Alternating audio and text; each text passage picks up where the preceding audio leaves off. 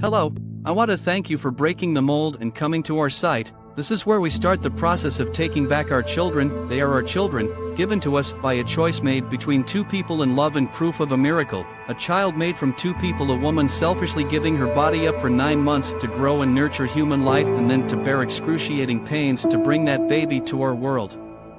A father, the protector, is a strong individual whose job is to at all costs protect the children from evil and harm. The rules and purpose were established in the Bible. It was a miracle, and we are just letting these demons come to our sanctuaries, criticize our lives, insult our roles as parents, and take our kids, never faltering. Yes, we kick and yell, but at the end, the kids are still gone and life of emptiness begins. That sounds so un-American, but more so ungodly. He is pissed those kids are for our entrance to heaven and we are giving them away. Not anymore. It's time to square the devil in the face and take back what rightfully belongs to us, something that only our Maker can do, and won't if you show your faith. CPS is stealing children around the world for profits, and your government is with them. The system is rigged. You can be perfect in every way. We all were in our children's eyes. It won't matter. These are economically inside kidnappings. You need to understand that. True, there are times when intervention is necessary, but that is not who they target. So stop putting yourself down or someone you know who lost a child to CPS. Stand up or stand them up and fight. Fight like a bear would if the cub is trying to be harmed. Learn from the simplicity of animals, which we are far more advanced and way more backward. The children are the future, not a number on a budget report, not an estimated worth. They are our flesh and blood and made from a miracle. Now that you know what's going on, stand with us and fight so no other children will be used as slaves to the system that we are supposed to control. Shame on us. Time to make it right in your home in God's eyes. Be prepared to hear what CPS is, and after listening, please be ready to act, for we need everyone for this one. This is a problem that affects every person in the world because the protection of our children and the sanctity of family is a universal human right. It is time to take a stand and demand that CPS be held accountable for their actions. The corruption has run rancid, and our children, the future of the human race, are being depleted by trafficking and family ancestry being erased. Not to mention the broken hearts and river of tears left behind in the wake of family annihilation. Why? For what? Money. Money for the soul of a child, and this is determined by a person inexperienced in more ways than one, yet our system allows them to play God. What have we become as a society, when the cries of children fill pockets with riches and breaks hearts of family and we the people do nothing? How do we turn our backs on an issue as disgusting as this? No person should sleep comfortably knowing this is happening. Children crying for their families while CPS employees celebrate their cash bonuses, high-fiving in the halls of justice. Think this is a lie? Look at Social Security Act Title IV and Safe Families Act. They promote the caseworkers to quickly steal these children from loving families in record times. And what did these families do so wrong? Most of them nothing. Have you ever noticed the children that die have been called upon as many as 30 times? That's because there is no money in children who have already been spoiled by true abuse or born to true drug addicts. No one pays top dollar for that. The money is in the perfect blonde-haired, blue-eyed good family and upbringing. Yes, instant family. Just add kid for whatever price they ask. No one is out of reach from these demons, and they must be held accountable for their crimes against innocent families. How are judges so freely letting children be erased from the heritage they are entitled to? They inflict on the family the same level of punishment given to a murderer or person society has to eliminate, as they are so wretched existence is no longer favorable. Termination of parental rights is the equivalent to the death penalty in more than one way. Think about that for just a moment. Do you know someone who has lost their children, and if so, is the death penalty a worthy and just punishment? That is on the adults. Why do the children then get punished as well? This system is itself cruel and unusual punishment. This is America. We don't treat living people in such heartless ways. For all this to happen, it's corruption from the ground to the White House. That is the truth. Together, we can raise awareness about the injustices done by CPS and fight for the rights of our children. There are so many of us affected by CPS corruption, yet we isolate ourselves in shame. Not anymore. AbolishCPS.com has been created to show with force what has happened to us is wrong, and we are not remaining silent. We are the parents of those children you have wrongfully taken. We stand to abolish CPS. Please stop the real abuse.abolishcps.com.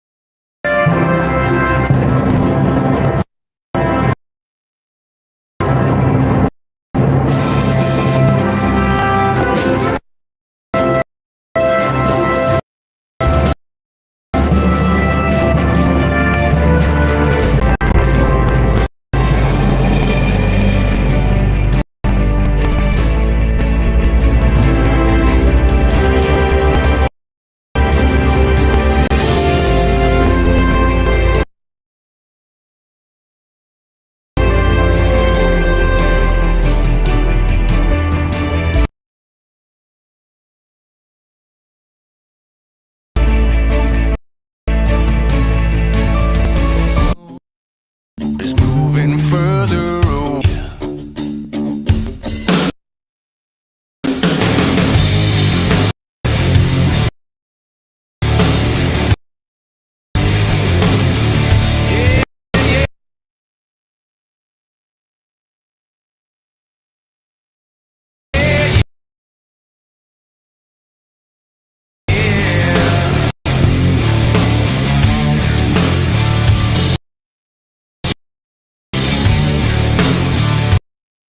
All the right noises.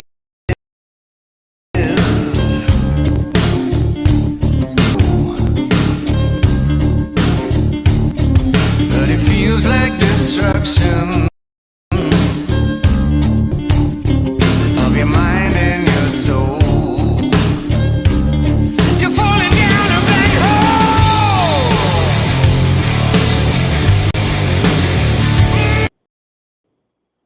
All right, everybody. Welcome to a Monday night edition of Men in Trenches. I am your host, CPS Punisher. Tonight, we are going into a breaking news type interview that, well, this is very important for everybody to understand and listen to. This is the true story. Sorry about that. This is the story of CPS and how families through corruption are torn apart. This one is not going to be easy for you guys to hear. This story is very tragic. It does somewhat end in a way that is, well, you'll see how the story ends. But I really don't have much more to say than that. So,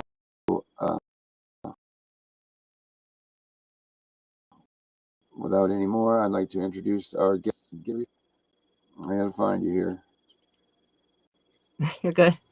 This was there's Ashley. I see Hi. you. Yes.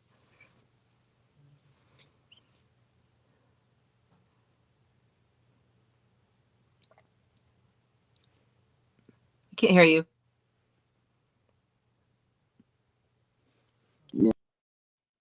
You cannot hear me. I can You now. should be Like you're coming cutting it around out. here. That's better. Okay, sorry. Let me see if I can tighten up this feed here. And this one here. And let's see if this will help us going on here. But all right, can you hear me now, Ashley? Yes, much better. Yes. Yeah. All right, cool. I'm gonna bring you back up. All right. I don't know where your camera is, but we'll start anyway here. Ashley, I don't know. Did your camera go out, or is that some sort of undaunted? Oh no, it's not. I can see myself on the screen. Can you not see me? Okay, all right. I can hear you, but maybe that's just a thing here. So hopefully we're here. I'm gonna click you on and click you off real quick and see if we can get you. Yeah, maybe I'll do. To me to see. All right. Let's see.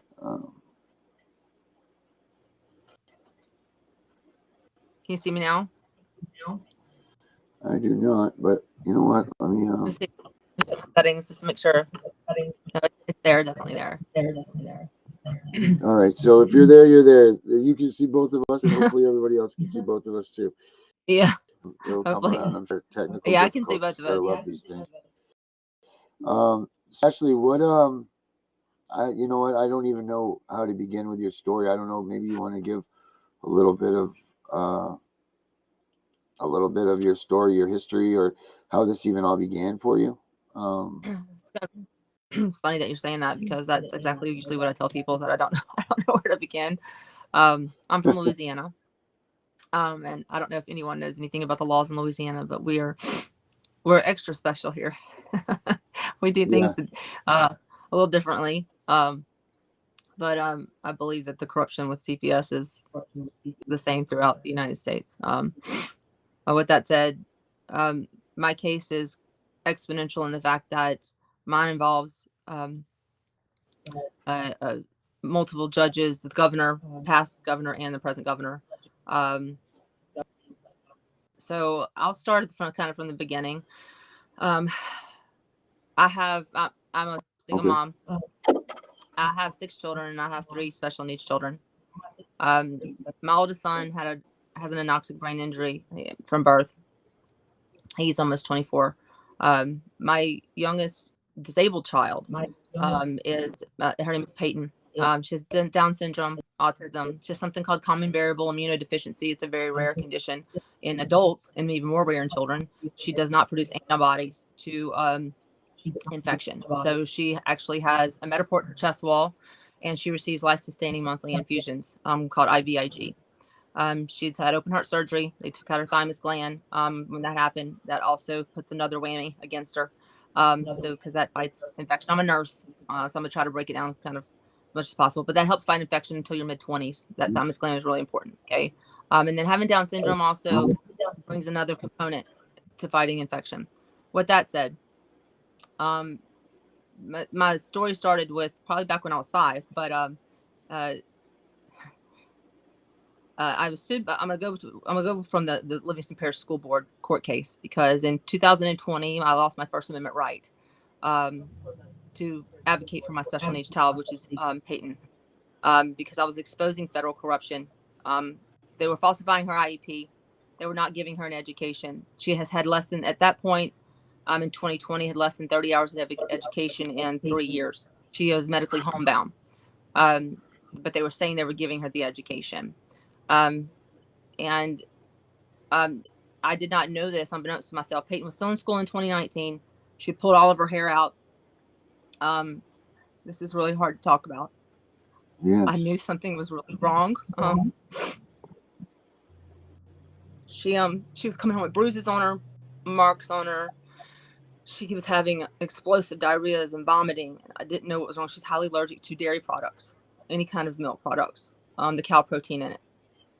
I didn't find out though until 2022 that they had unlawfully, the nurse and her special needs teacher, her name was Ramey Pope, related to Senator Rogers Pope here in Louisiana, that they had changed her IHP. Okay.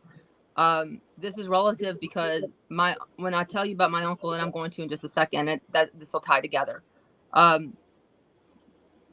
They didn't change me. They didn't tell me they changed Peyton's IHP unbeknownst to myself, which is not legal. I found out in later 2022 that they zipping Peyton up in a body bag. Jesus Almighty! They zipped her up in a body bag. Woman, did you just say they zipped her up in a body bag? At school, they used it. The notes say that they were doing it for compliance, to make her compliant. They were strapping her down into a floor rocker and putting a weighted desk on her and a pressure vest on top of her. The teacher hated Peyton. I don't know why. She was stamping all of her work and not giving her any accommodations. Peyton made World News Daily. She made Inquisitor because I was sued. Initially, I was just asking for them to enlarge her font because she had failed her vision screen with her glasses on, and they were refusing to do that. But they weren't implementing her IEP, and they were failing her. And so I didn't realize all the other things that were happening. Peyton's personality changed. She went from being a social butterfly, completely different kid, dancing, and she had all these movies memorized, acting out the scenes in movies, to becoming a recluse. She was started on anxiety medication. She became fixated on strings. She started eloping. And so they were reporting to me that she was eloping from school. There was holes in the special education fence. And so I was afraid she was going to elope, from the school. There's highways around the school. It's an old system near old subdivision. There's two main big highways. And so I was very fearful of that. I knew some other things were happening. I just couldn't put my finger on it. Everyone thought that there was a recording device in it. So in her Angel Sense device, which is a GPS tracking device, there's no recording option on that. I paid for an hour a month to be able to talk to Peyton on an emergency basis in the event she eloped. So I could say, Peyton, stop. It's mommy. Stop what you're doing right now and sit. We live in a rural area. And so the app on my phone was very temperamental. In order to get it to work, sometimes I had to turn the phone off, reboot it, and all that. So I refused to turn that feature off. It's called a listen in feature.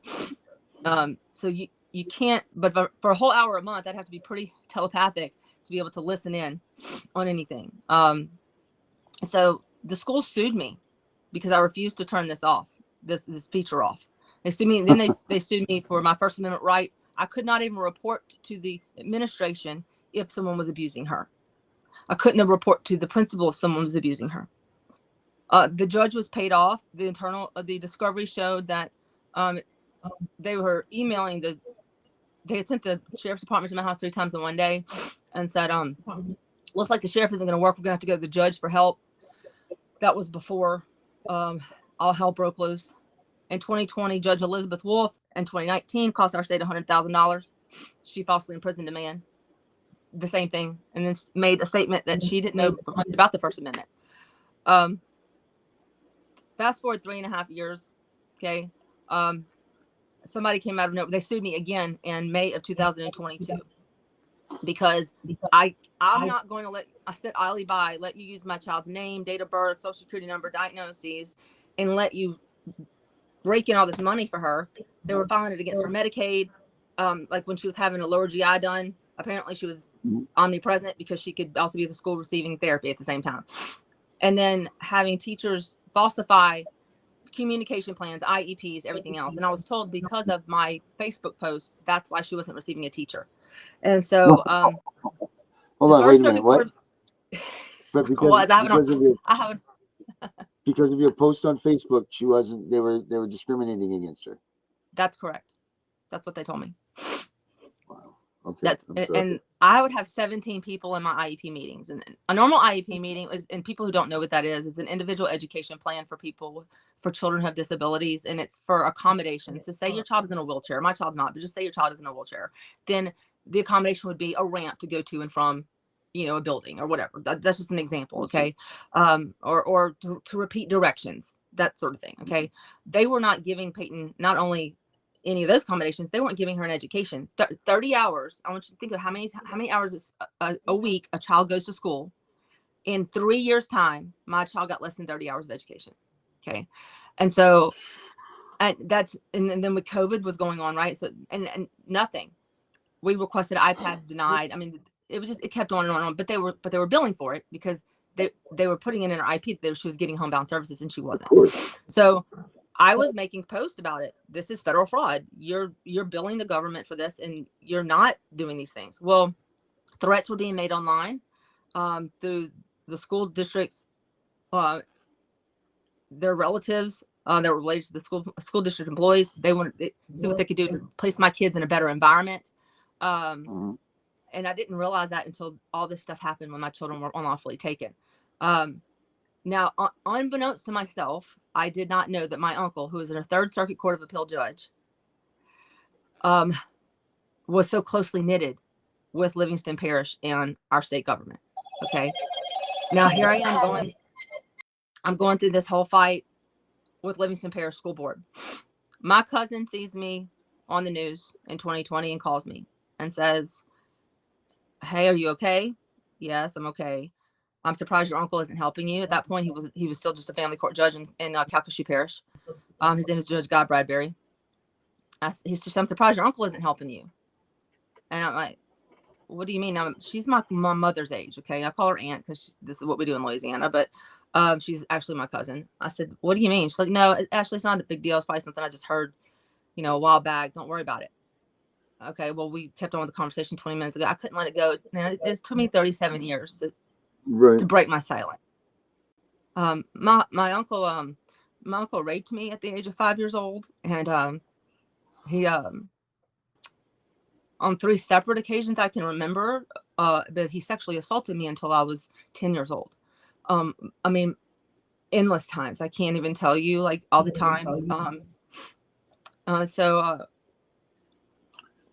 I decided after I was diagnosed with cancer at the end of 2018, I was diagnosed with 2 forms of cancer and multiple sclerosis. There was just some things addressed issues that I needed to address in my life with trauma. That was like the last thing that I needed to see about. And so my nanny, who was the only sibling of my late mother, who was married to my uncle, it was like a second mom to me my whole life. I was going to write her a letter. When I found out about this, my response to her, she said, because I went back and I said, I need you to tell me, what do you mean? My uncle can help me. And she said, actually, no, she was really trying to avoid the conversation.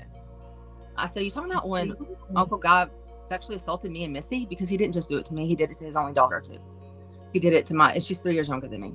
And she said, oh my God, please tell me that's not true. And I'm like, wait. Are you telling me you know about that? And she said, oh, honey, the whole family knew about that. I was so traumatized by knowing that this dark secret all of my life, this elephant in the room, because my nanny had separated from him for a year. I never knew why they went back. I never knew why they got back together. I was a little girl. I had no clue why that occurred. We didn't talk about it.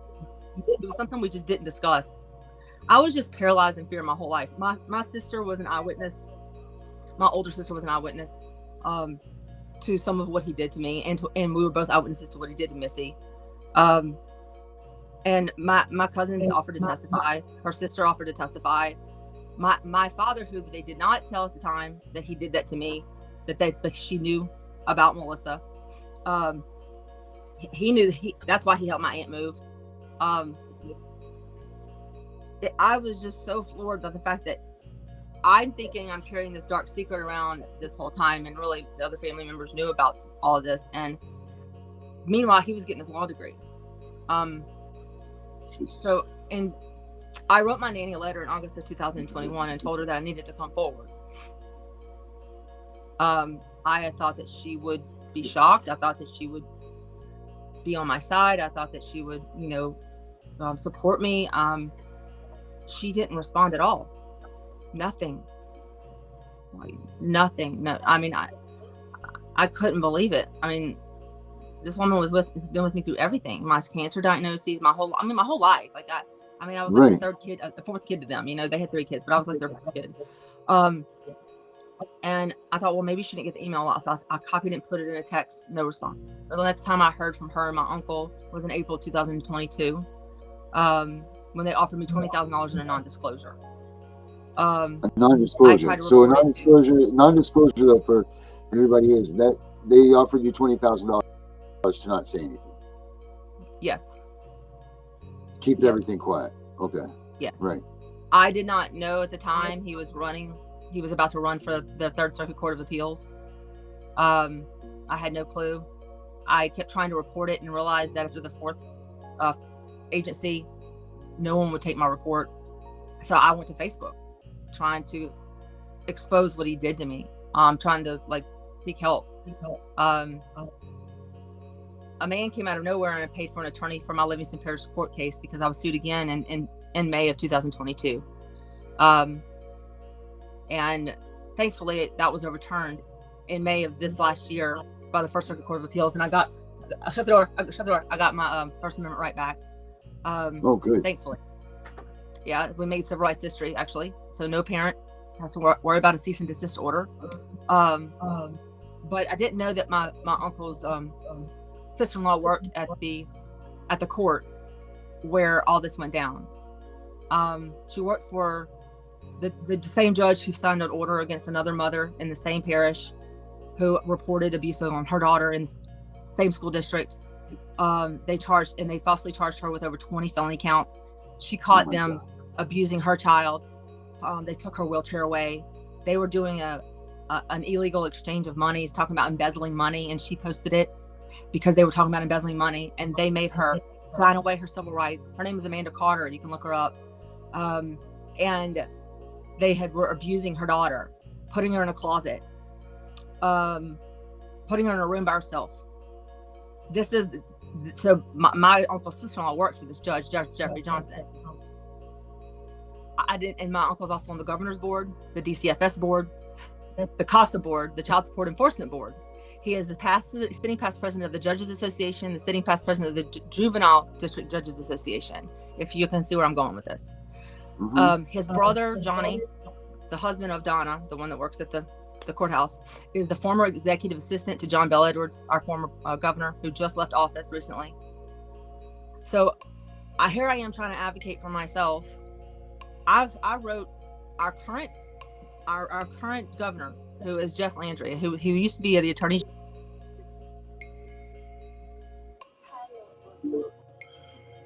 Oh, Ashley, you there? No, lost Ashley. Ashley, are you there? Yeah, I'm here. Can you hear me? There you are. Okay, there you are. I wrote our. Can you hear me? Yeah, I can hear. Just can't see you, but that's okay. I don't know why you can't hear what you're saying. I wrote our attorney general, who's now our governor, in November 30, 2022, about everything that was happening in Livingston Parish, and was asking for help, because our civil rights were being taken, our children were being discriminated against. I didn't realize that actually until recently, because when I made a call to the attorney general's office and they told me they'd received all these files and stuff on me, and I'm like, what are you talking about? And they said that they were quote unquote advised not to investigate my case. But then I went to looking at all my paperwork and realized that the attorney general was actually CC'd on every single judgment. What? Are you kidding? The address to the attorney general was on every judgment for my CPS case. I went to court with Livingston Parish School Board on December 5th, 2022. On December 7th, 2022, the Department of Children and Family Services showed up to my home with no court order, with no judicial warrant, with no warrant at all, nothing, and removed my children from my home unlawfully. My disabled daughter, Peyton, who's the center of the Livingston Parish court case, was sent 4 hours away to live in Monroe, Louisiana, in the home of a felon who, look, there's nothing, I don't have anything against felons. That's not the issue. The issue is that she was on the government watch list and explicitly stated she was not supposed to be receiving payments from the Department of Children and Family Services. And I decided I was going to report multiple of these attorneys who had lied in court, blatant lies in court. And I get this letter back from this woman, her name is Yolanda Caesar. I'm like, how can you commit this many professional code of conduct violations and there's nothing wrong with this, right? Oh, I forgot to mention. Right. I forgot to mention that the judge in the case who didn't allow us in the first 4 hearings was also the sister-in-law of the governor. Yeah. So I decided on a background check on this woman. Her mother is the neighbor of Denise Hawkins, the foster mother who abused Peyton. They've been neighbors for over 20 years. And they also are co-defendants in a lawsuit together. She burned my baby. She bruised her. She put bruise on her pubis bone. Her little hand was all bruised. Her handprint was left in the shape of a bruise on her arm. She has permanent damage onto her right arm. Not long ago, I did finally get my girl back because the head of the public defender board audio recording telling me I could stop trying to pursue corruption or I could have my children back. I had a decision to make. One road or the other. I could choose. I could be right or I could have my children back. Which one did I want? My uncle, who sits on the indigency board for the Louisiana bar, we didn't have a public defender. They lied to us for 7 months. Told us they couldn't talk to us because they didn't have our case filed, but they were actually in the original call, the 24-hour hearing and the 72-hour hearing, which they held at the exact same time, which is not legal. We received no service on any of that. There's also no sworn affidavit, and there's no signed affidavit. Mhm. So they proceeded with a child in need of care proceeding without either. I had also reported the state for PEBT fraud, which is, if anyone doesn't know, is the pandemic funds for food stamps, for SNAP benefits. Our state auditor found over $300 million missing from the PEBT fraud fund. The reason I reported it is because my kids weren't getting it. And so I'm like, where's Peyton? Peyton was like a ghost. She wasn't, it couldn't even be found. I have every call and recording. A month after they took my kids, I was accused of SNAP and waiver program fraud, which absolutely, I'm not guilty of that. Like, I've sent them all my proof of everything. They have frozen my child's SSI. They have cut off her waiver program. They have, they're about to try to start off my son's waiver program. They cut off my other daughter's Medicaid. They have inhibited me from getting any type of assistance at all. They're trying to go after my nursing license. I can't renew my nursing license because they had me falsely arrested in Monroe, Louisiana. The discovery showed that the foster care supervisor and her boss colluded together to try to get me up to Monroe, because it was for annoying, quote unquote, annoying phone calls, because we asked for a welfare check on our daughter with the Monroe City Police Department. In the home of someone who had the police called to their house 13 times. About 18 months prior to Peyton ever arriving, the police had been to the woman's house 13 times. And they found a valid finding of child abuse and left her in the home. They left her there, even though that they had found a valid finding of abuse. And Peyton can't tell me. She can tell me I want chicken. Right, she can't speak, right? And then they wouldn't let her see us. Like, my other kids could see us every week, and they would make Peyton get on a Zoom call. And it was so inhumane because she didn't understand. And she begged me, Mama, I come home now. I come home now. I'm so sorry, Mama. I'm so sorry, Mama. I'm like, it's not your fault, baby. How do you tell your disabled child that it's not their fault that they were taken from you? Like, how do you communicate that to them? Then they were withholding her life sustaining. I mean, that's one of those things I think that goes with all of our children. How do you have a 3 or 2-year-old when they're asking to go home? It's not their fault because they don't know. And the same with your daughter who's handicapped. They have no idea. They have no reasons to believe that this should be going on and that it's even bad because they're so pure and so simple as children, you know. And CPS takes away their innocence from them. When they do that, when they take them out of our hands, it's just detrimental to them. This is the lies that have been told. It's so expensive. They've lied to my disabled son who was taken away. I don't have my disabled son back still. He's almost 18 chronologically, but cognitively he's not almost 18. Cognitively he's only about 13 years old. He has a plethora of diagnoses. They told him I'd never had cancer. They told him that I've never had multiple sclerosis, that I've never had epilepsy, because I have bilateral temporal lobe epilepsy as well. They've told him that I just wanted him for money. I mean, they have, and my father and my stepmother have narcissistic personality disorder, and have just fed along with that. I can count on one hand how many times they'd seen my children before this happened. It's sickening to me because I'm a good mother. To know that I have everything on recording and I had all the proof there. Like, the investigator lied, like saying that she had met me on November 10th.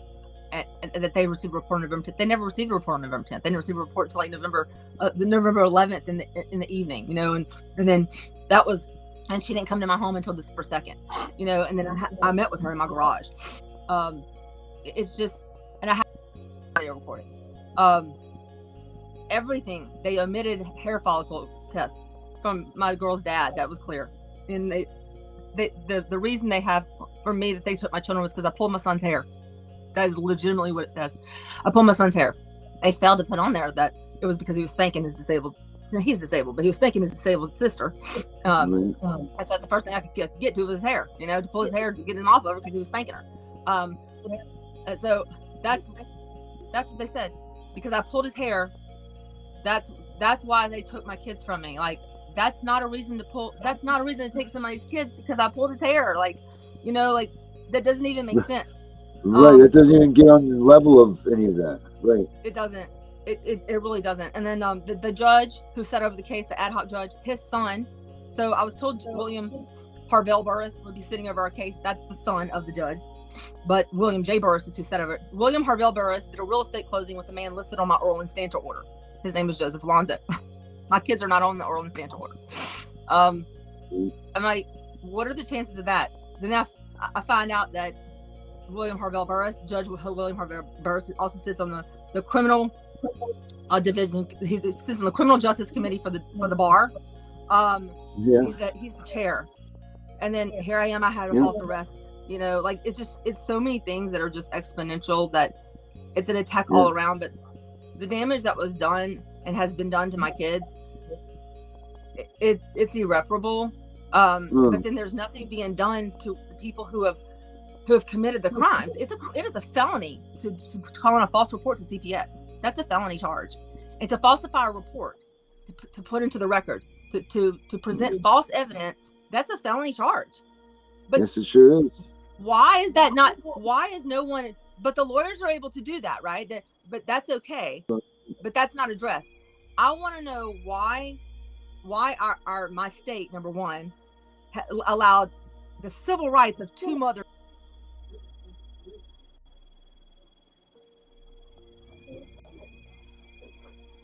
Did I lose you there? Oh no. Civil rights. There you are. Right? Ashley, come back here. Where are you? Dr. Fowler? Yes, I think we lost Ashley there. I think she's back now. Are you there, Ashley? Yes. Hey, I'm here. Right, there we go. So, the order.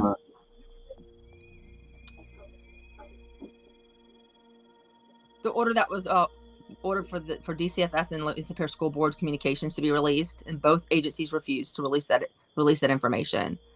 I'm trying to understand, like, why are these political officials and judges and attorneys not being held accountable, and CPS in general? It's laughable to see that the qualifications are, we want you to have a college education, but if you don't, you can work anywhere.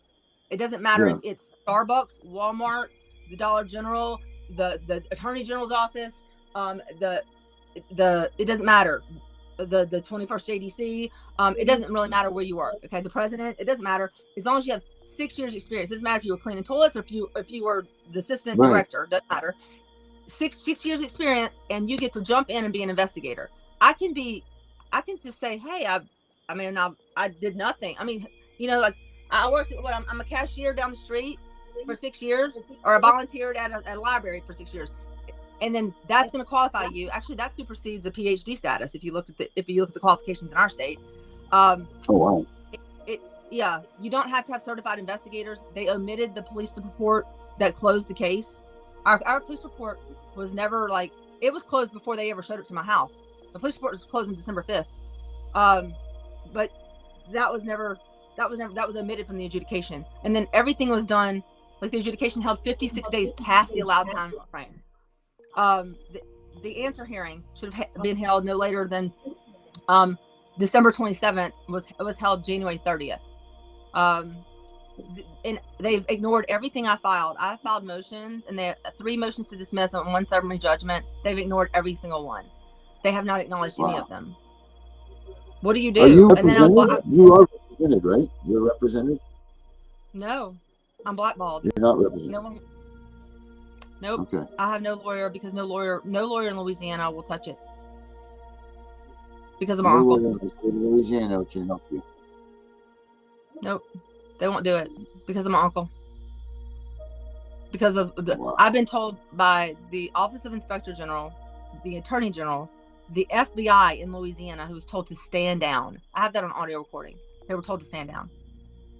Like, I don't think I learned to record things because of Livingston Parish School Board. So I have conversations recorded that people probably weren't prepared for me to record. That, well, it's their own words. You know, telling me that, or I've requested our transcript. We've requested our transcript since last April, since the judge ordered all of the records, including the transcript of the kids' forensic interviews. They refused to give me the records.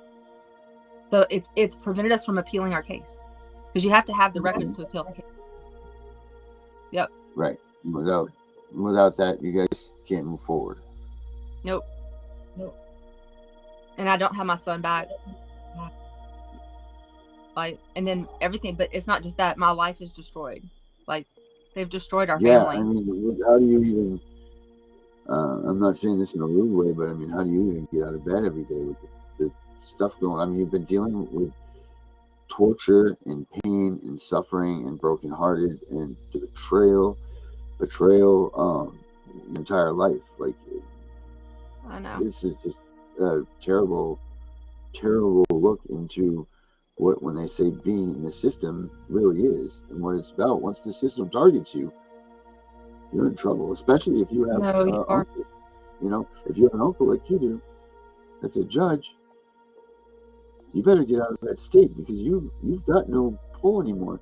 I mean, those judges, especially in those states where you're at, you know, in the southern states and everything, where the towns elect them, you know, these people love these people. They can do no wrong. You know, so for you to, first of all, for you to come forward and speak out against a man of such stature, kudos to you. Secondly, and you know, coming from a small town and so on, you know, wow.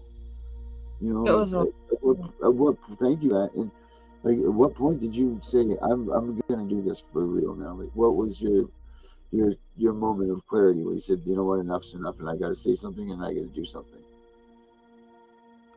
When I found out that he lied and said, because I asked my cousin, like, did he repent for it? Did he ask for forgiveness? Did he? I always want to know, like, how did they get back together? And when she said no, he lied. He said it didn't happen. It made me angry, because all these years I thought to myself, like, it was so awkward being around him. You know, I tried to avoid his presence as much as I possibly could, but there's some things clearly as a kid you're not able to avoid. But as an adult, I'm not one of those people that gets buried. When you put stuff on my plate or you try to bury me, you add fuel to my fire. I'm not one to go, oh, woe is me. Oh my gosh, I'm like, I get infuriated, and I come back. You're just making it stronger. You're making me more to work harder. And so I'm determined that he will be investigated. I am determined that somebody is going to find out that the investigation with East Baton Rouge Parish Sheriff's Department that allegedly was supposed to have they lied to me. I have that on audio recording, them lying to me, saying that they contacted my kindergarten teacher. Well, I have text messages from a granddaughter saying she has dementia. Okay. And then I went and got the divorce records that my nanny had initially filed. Now, she stopped the divorce the day before it was final, but she filed them. Everything's there. Except one page is missing. He's denying 8 allegations, because she had put in the divorce, the reason that she filed divorce was because of what he did to me and Missy. 8 allegations. Allegation 1 denied. Allegation 2 denied. Allegation 3 denied. Guess what page is missing? The allegation page. Of course. Conveniently. Anything that you had to say, correct? Right? Like, that's what. Well, yeah. Yes. It was anything that happened to me and Melissa. And so, there's no way I'm the only one it's happened to. People like that don't stop. I'm like, I just need people to come forward, you know, and understand that. Do you feel like he's still abusing people? Yes, I do think yes, I do. I do think that. You have to understand that here too, like in my parish alone, it was the mayor was busted for a pedophilia ring, and was sent to prison. Then the head of the SWAT division it was all over the national news. Dennis Perkins was busted for child pornography. And his wife was a teacher. She put his semen in cupcakes and fed them to the children in school and took pictures of it. What? It was all over national news. Her name is Cynthia Perkins. Yeah.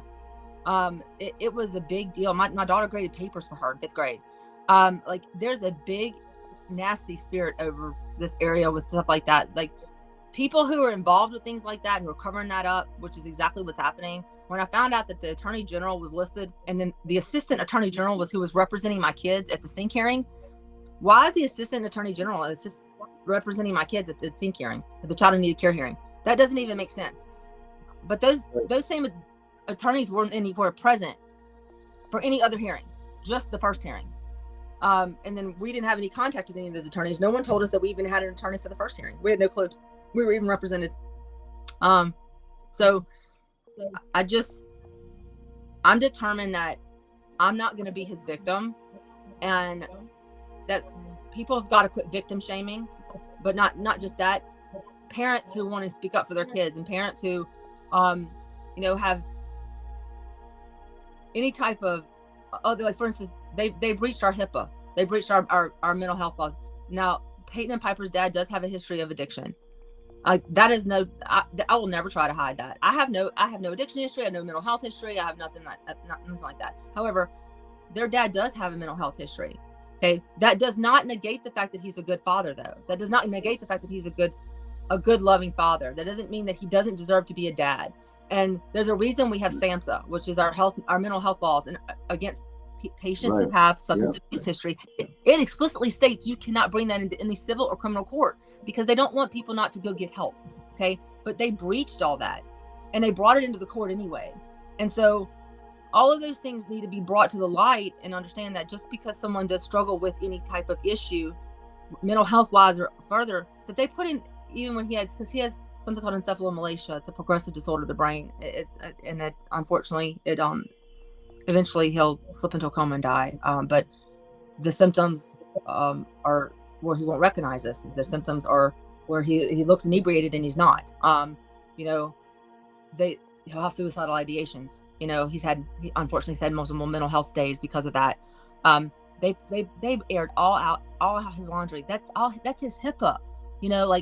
That's illegal. But why are these people able to do all that and then fall? They're perjuring. They're lying. They're doing all kinds of things. But where's the justice? Because if our country really wanted to bring justice to this situation, let's face it, they could. This is a money-making ordeal, okay? And my disabled child brought in more money, or my disabled children, I should say, which is why they kept my disabled son, bring in more money than regular children. But children in general bring in money for this. This is a money-making market. That's what it is. And this is a scam. Why are you able to go into court and decide that parents are guilty when there's no evidence supporting it? And these are criminal charges we're talking about, right? But we had no criminal charges. We never had criminal charges. The affidavit was never read. Okay. The district attorney never even heard the affidavit, and there was no criminal charges. But yet you're going to put us on a sex offender registry, but there's been no sexual abuse. Okay. That's what doesn't make sense. How is this possible? How is this even legal? Am I missing something? Because I didn't even know this existed. I mean, I'm gonna be honest with you. I was ignorant to this stuff until I started walking through this. I had no idea about CPS until I started walking through this. Why would I not assume that they were going to help? I mean, I didn't have a clue that. I thought it was we're going to good day or whatever. We'll move along, and we'll be back. I realize there's going to be so finish. I don't even know. I don't even know the words. It's just I didn't know what it was going to be, and that's just I can't. Your story just cringes me, because I know that you're not the only one out there that's going through this.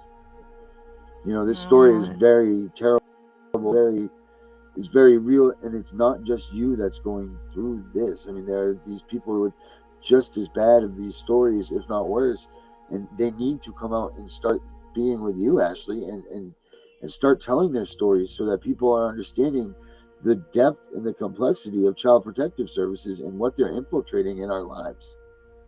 Well, they still haven't stopped, though. They started at my daughter's school, Piper, my little girl's school, Piper. They started at her school, and I started asking her about Peyton's medication. That's recently. That just happened. First of all, why are you doing that? She's 7 years old. Why are you putting the responsibility? Why would she know anything about her sister's medicine? And where are you getting this information from? They're just making stuff up just in order. And it was from because I reported the judge that was oversaw my case, and the other judge I told you about, his son. I reported in the Judiciary Committee, And it was from 3 parishes away. That's where the CPS agent came from, not my parish. 3 parishes away. So does that really make sense? Because it doesn't make sense to me. Like, I had to tell her, you have no warrant. I have no contract with you. I never signed anything with CPS. Nothing. I didn't sign anything. And yet, this isn't just like about falsifying the documentation. Like, they're just taking these people's words for it. No proof. We went into court. Yep. The judge didn't give us an opportunity. They didn't turn to us and say, okay, Mr. and Miss Kellett, now they said this. Do you have anything to rebut from that? Do you have anything to say in response to that? No, they just took them for what they said, and that was it. They banged the gavel, and what they said was the gospel, and we didn't get an opportunity to defend ourselves. That's it. Yep. What is that? What kind of court is this? This is like a circus. This isn't court. This isn't justice. Yeah. This isn't America. What about you can't even be in the courtroom? How many court hearings did you go to that you weren't allowed in the courtroom? Well, I've only been to 3 court hearings. We were withheld from the first 4 court hearings. But we were from the 24-hour hearing, the 72-hour hearing, the child in need of care hearing, and then a subsequent hearing after that. We were withheld from all of them. Yes, but we didn't have no idea about them. They didn't even serve us. We didn't even know the charges. We asked over and over again what the charges were, and they refused to tell us the charges for 7 weeks. We finally found an attorney to represent us for the first for the January 30th case, and then found out he was related to the judge. Do you think that they disclosed that? No, didn't disclose it until after the adjudication was over. Yeah, he threw the case. Wow. Yeah. So, I mean. And so what do you do? What do you do? Oh my gosh, I just realized something. When I went for my indigency, they did an indigency hearing 7 months later. And Rebecca Lee, the public defender, stood up in court and was demanding. I was wondering how she knew this information. Demanding, did I write the attorney general and ask for him to do a full investigation, which I did. And did I want the fullest extent of the law to be imposed? Of course, yes, I did. But why does that have anything to do with my civil rights, due process? But that now makes sense since the attorney general has been involved this entire time. I don't know. Can I be honest with you? I don't know what to do right now. I keep praying that an attorney will just like take this case and show up and take this case and remember why they became an attorney. Like, I became a nurse to help people. I will stand alone for the right reasons and go with the crowd for the wrong ones every time. I'm just not gonna I'm not gonna bend. And if my patient needs something, I'm gonna make sure that they get it. And I mean, I won Nurse of the Year in 2015 for ethics from Blue Cross Blue Shield of Louisiana. It is about ethics, and it's about your word, and that is so important. It's about the truth. And if we don't have that, and we don't have the ability to rely on the people that we elect and the people that are sitting over the lives of our children, our lives, then how are we supposed to trust anything? I mean, right. I don't know what I'm going to do right now. Biggest thing. Trust is the biggest component of any relationship that you can have. Yeah. Once you lose trust, even if it's just snitch, even if it was an accidental, once you lose it, it's really, really hard, if not impossible, to get back 100% of the person. Well, this is public officials we're talking about. These are people that were entrusted with making judgments about the lives of our kids and our lives, and to protect us. Yeah. The whole point of the judicial system in America is to protect the public. Except they're not doing that. They're using their positions as a way to retaliate, because my situation is nothing but retaliation. You know what? This is the question I pose to the state of Louisiana and to every single person who's been involved with this case. How does it feel to protect a pedophile? Because that's what they've done. They've protected a pedophile, and they have taken the innocent, and inflicted harm. They took an innocent baby, a little girl with Down syndrome, and inflicted intentional harm to her. She'd already gone through trauma with the school, but now she was intentionally burned. She was strangled. She was burned on her arm, burned on her back. had untreated head lice for 3 months. She had cellulitis, which is an infection of the skin. She was sitting in urine because then they took her, after they took her out of that home, they shipped her to a facility that was being sued for raping children with disabilities who had gotten a child pregnant and given her an STD. St. Mary's Residential Treatment Facility in Boyce, Louisiana, who had been sued multiple times for neglect and abusing disabled children. And one girl she went to the dentist and they did a pregnancy test on her, and she came up positive. Her test was positive, and she was positive for trichomonas, which is a sexually transmitted disease. They found out that the girl had been raped at the facility. That's where they put my daughter, who was not supposed to be in any type of congregate setting because of her disability, having common variable immunodeficiency. She can't be anything like that because it exposes her to infection. But that's where they put her. And bruises on her, burns on her, head lice, infections, and then not giving her infusions. Her Metaport wasn't flushed in 6 months. It has to be flushed every month. She had to have surgery in order for that, because they didn't flush it. And it goes right above her heart. So, and they don't respond. When I asked about my son, ask me how many times they came to my home after they took my children. How many? 0. Ask me how many times that I asked, how many times they offer any type of intervention, any type of help or assistance that they're supposed to. It's because say they do take your children for a logical reason, but there really is a logical reason that the child is taken. You know that the federal law states that they're supposed to actually provide services like family counseling, right? Yeah. Assistance with food, assistance with meals, assistance with housing, anything that they're supposed to do, right? Ask me how many times I asked for counseling with my child, and then how many times they actually gave it. Wow. I asked probably over 30 times for counseling with Caleb. And at least over 30, easy.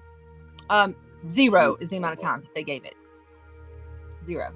They gave me, and then they knew I was disabled, and they knew that their dad was disabled, and then they took my disability and the quote unquote accommodation that they gave me, and they turned around and used it against me in the court papers, and said that I was late to all of my my quote unquote visitations, whether it was 10 minutes late, 5 minutes late, it didn't matter. If I was hurting really bad, just enough to get them angry.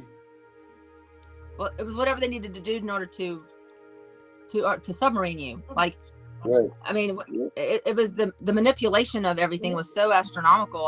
I was just like, and not being able to stand up and say, actually, that's not true. And then when I asked the DA or the assistant district attorney, well, how is it you got my health information? How did you breached our health information? So can you tell me how that came about? Crickets, nothing. And then not allowing us to submit evidence. You have a right to be heard as a parent. Under the Children's Code, you actually have a right to be heard and right to submit evidence and right to question your accusers, right? But we didn't get a right to do any of that. And they didn't just violate our rights. They violated my children's rights, and then discriminated against Peyton because she was too difficult. So they had to ship her away. You're violating the American Disability Act. You're violating the Rehabilitation Act. Then they didn't give her schooling. They took her December 7th. Ask me when they put her in school. Just they put her in school. March 29th, 2023 is when they enrolled her in school. What? Yes. They put her in a daycare. Over 3 months. Right at 4 months, because they were just taken at the beginning of December. Yep. My disabled son, they didn't put him into school until almost March. Yep. So, I mean, it's disgusting to see the things that have happened, and to be threatened, and to see that my uncle is continuing on in his spree of retaliation. Is there a place that anybody can complain to? They won't. They refuse to take the report. They refuse to take the reports. But there's no place that you know of that we can get listeners to start flooding in letters and complaining about what's going on with you and so on, and your daughter and your family. Did you say is there anyone in the police? Is that what you said? Yeah, was there anybody out there, that's willing to do this, to assist? Is there anybody could write letters to anybody to help you? I've written letters to like to complain. Is there anything out there is there any tools that people can use to help you? I mean, I've written letters to the president of the United States, for God's sake. I've written letters to the FBI, multiple letters. I mean, I'm the federal, not even the local, the federal level. The OIG, the Office of Inspector General, the Attorney General's office, and they probably are sick of hearing from me. The Office of Civil Rights, the Department of Justice. I mean, I have blown up their emails, and it's like this. It's kind of like the IDEA, which is, that's the Individual Disability Education Act. It's literally an idea. It's like there's this idea of a law that's there, or an agency that's there, but who's there to enforce it? That's right. Everybody's getting their pockets greased with this. That's the problem. No one's going to enforce it because everybody's got a little bit of the pie. So Christmas time, birthday presents, all these things, like money, man. And people need it. They hoard towards money. They go towards money constantly, and as long as that money is coming, you're always going to have these people that are running slaves and corrupt. That's the unfortunate part. Yeah, it is. It is driven by money. There's no doubt that it's driven by money. It's but it's at the expense of the innocence. Yeah, the innocence of our children, absolutely. But of the family unit, they're destroying families. This isn't just the children; it's the family. My other children who were not taken were equally or just as much traumatized as my children who were taken. They destroyed my family. And they did it off of false pretenses. And even though I had the evidence to show otherwise, it didn't matter. And no one wanted to. They told me that although I had the evidence to show it, that I had to go through the judicial process to get my children back. You didn't use the judicial process to take them out of my home.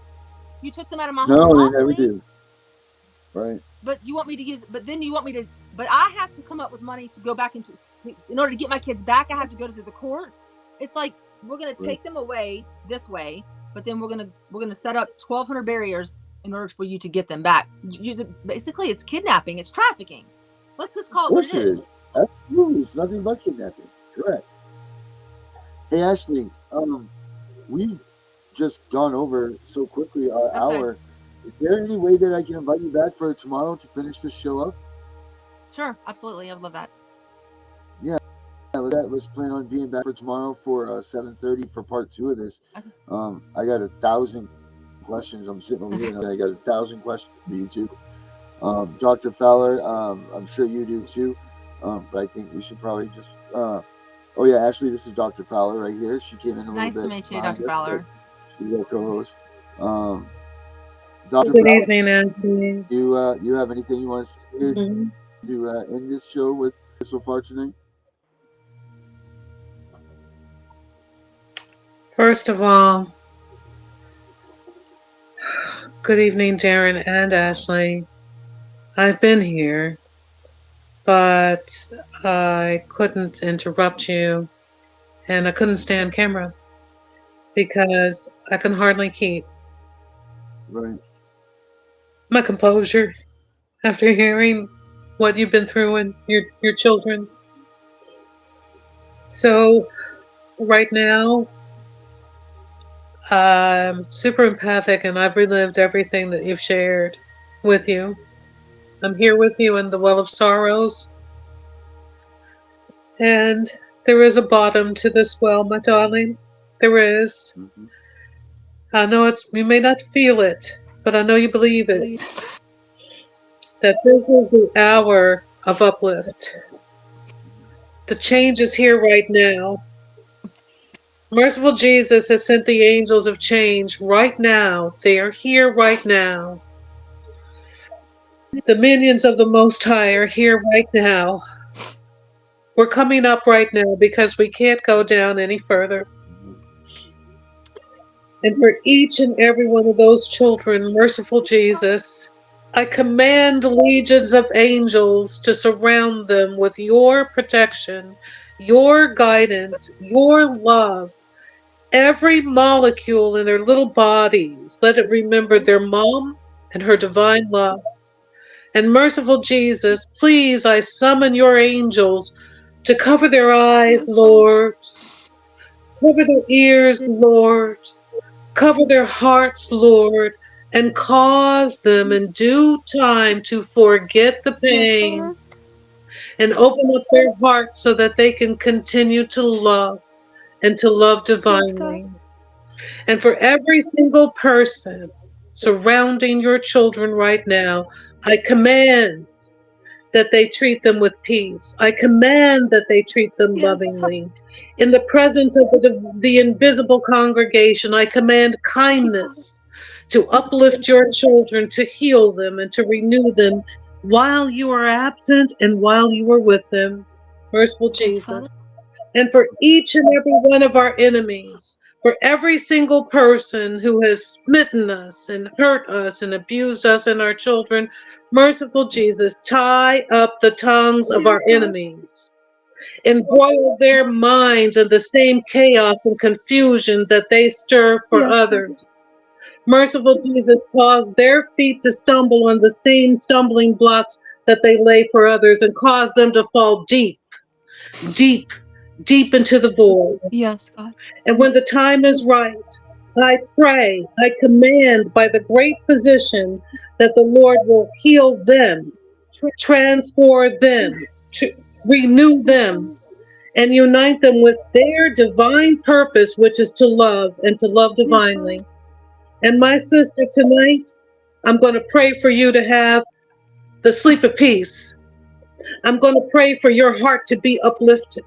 I'm going to pray for every person that walks into your house to come with the spirit of love, of kindness, of charity. I'm going to pray for your ancestors. Arise, ancestors, awaken and answer the call and protect this beautiful woman. Merciful Jesus, give her the medicine of relief. You didn't do anything wrong. You keep speaking. You keep walking. You keep using your hands and your knees to do the divine work. And you are not alone. You have friends here. You have allies here. You have advocates here. And you have angels, Ashley. You prayed for help, and help is not on the way. Help is here. The kingdom of the Lord is not tomorrow. It is here. Jesus is here. Jesus is in between each tear. Jesus is between each breath of sorrows. Merciful Jesus. Jesus is here. I thank you, Lord, for these airwaves. I thank you for our friends near and far. I thank you, Lord, for the sweet peace that is here right now. I thank you for my brother Darren right now. I thank you for his family members. I thank you for the devotion in the heart. I thank you for anointing this brother. I thank you for the uplift that he has caused for so many others, even in his moment of pain and separation from his baby. I thank you for all of the other soldiers of the Lord. I thank you, Brooke Bennett, for your comments tonight. I just found out how to read them. And I thank you, merciful Jesus. I just thank you. I thank you for the hour right now for our healing, our renewal, and our uplift. You just keep envisioning the relief and the healing for your children. It is here. And for all of the petitions hidden deep in our hearts, we thank you, merciful Jesus, for answering them and for showing us that you are real. And in these things and for these things, merciful Jesus, we offer up our thanks. Amen. Thank you. Thank you. Thank you so much for letting me have a voice, because I feel like mine's been taken away from me for so long. Thank you.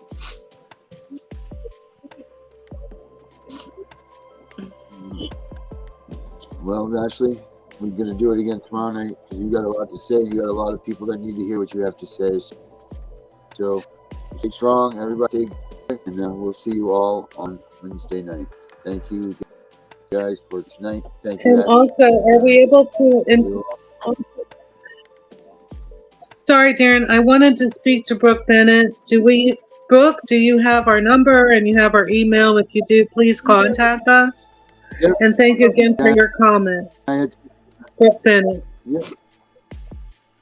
Okay. Alrighty. Thank you. Everybody. God bless Thank you, you my much. darling. Thank you. We will. Thank you, Thank you so Ashley. much. Dollar. All right. God bless, Bye. guys.